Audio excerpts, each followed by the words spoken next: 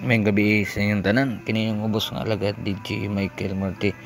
Aniya ako sa paghatod kaninyo sa manindot nga mensahe gikan sa balaang kasulatan.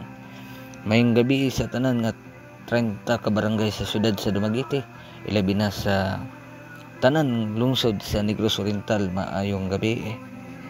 Aniya kini atong nasudnong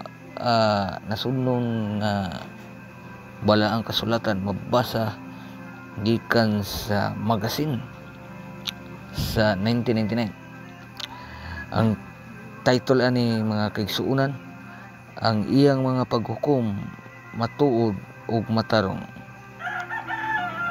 Ang mga kapitulo 8 ngadto sa kapitulo 19 sa dakong bahin maoy responsable sa kadungganan nga naangkon sa basahong apokalipsis o pinadayag ingon usa ka basahon nga nagtagna o makalilisang nga mga katalagman.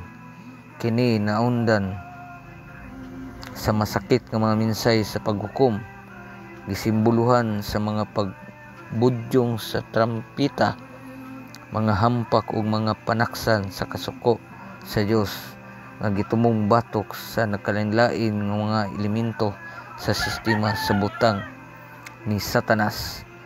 Kini nga mga paghukom ipahamtang una batok sa bakak nga rehiyon, dakong Babilonya, dayon batok sa dili Dios nung politikanong sistema, gisimboluhan sa mapintas nga mga mananap.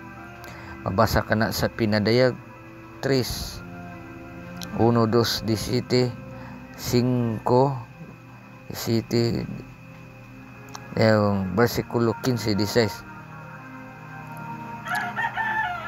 Kining mga kapituluhan naglarawan sa paghinlo sa mga langit, uban kang Satanas ug sa iyang mga demonyo nga gitambog dinhi sa dapit sa yuta.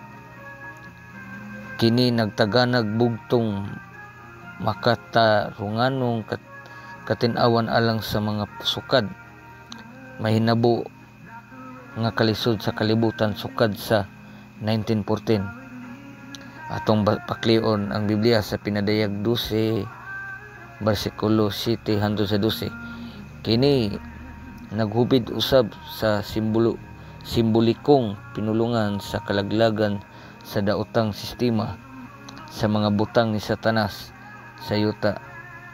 Paklia kaninyo ang pinadayag bersikulo 19 o 19 bersikulo 19 hangtod 21.